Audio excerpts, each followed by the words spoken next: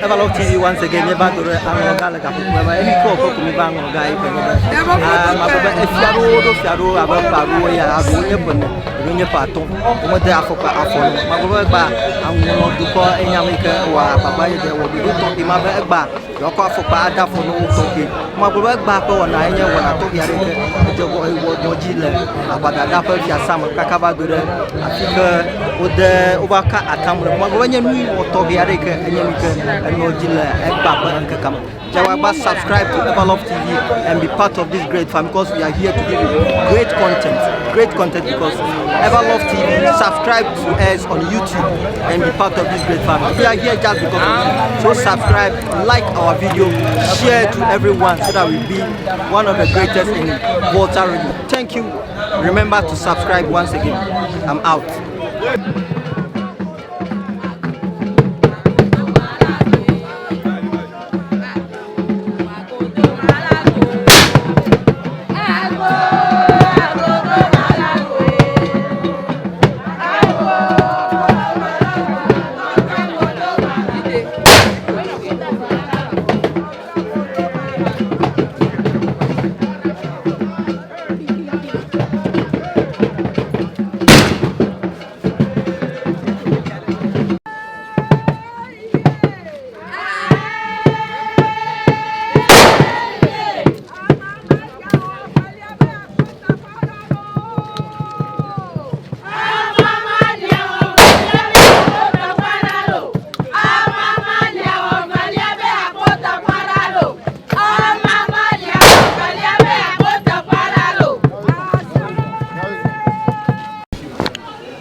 Nagwaza ozoraka toji amavonte nyate yeshi efeji ashi odana nagwaza ozoraka toji o kwa ma okiti katara to be oshofo o ga mo yora voju kara gwaje mo yoro u kama nu kata nuro nyu kata achi kata awe dari ba amau kata na gbatong ba otsoko wode adedo european nshan so mi atogi ogbo keko yezo si dafa na die shan onyako onre ma na gbara mana o kero onoyin eno grom na mu onoji yim tan mate angro asegoma osasa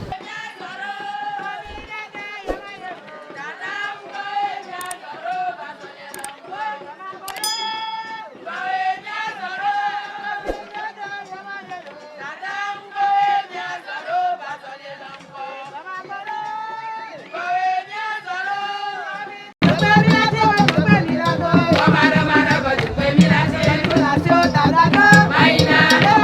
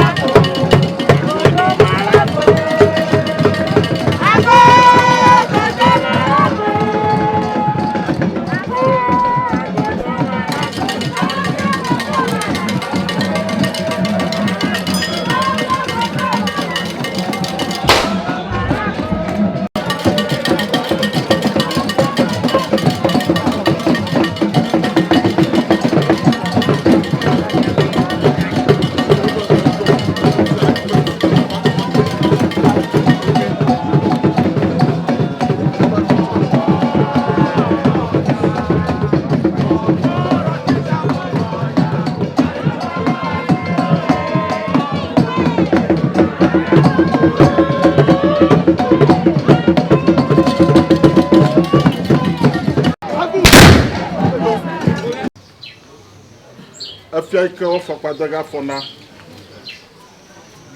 na ma yo ko na chuklo ogotaru le ofia tolo ozipi tolo alo o magbada efia mo mi amato efia yo fokpa dama fona le pa gotaru na fia tolo si afia tolo ba na zipi tolo si zipi tolo kloro na magbada la si magbada na kloro aba no ida ho ma fi mama ike o fokpa daga fona na ma yo blow magbada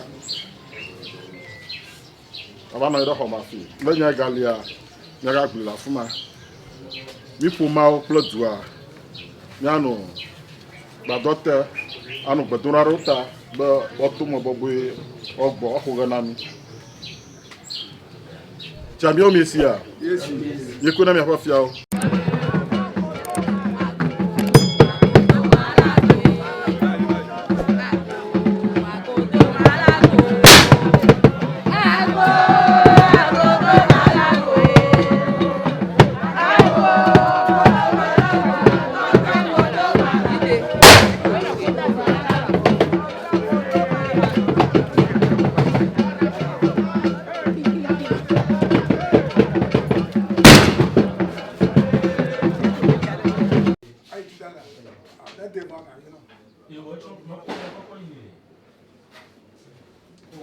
Koko ya tayo da kan to bi.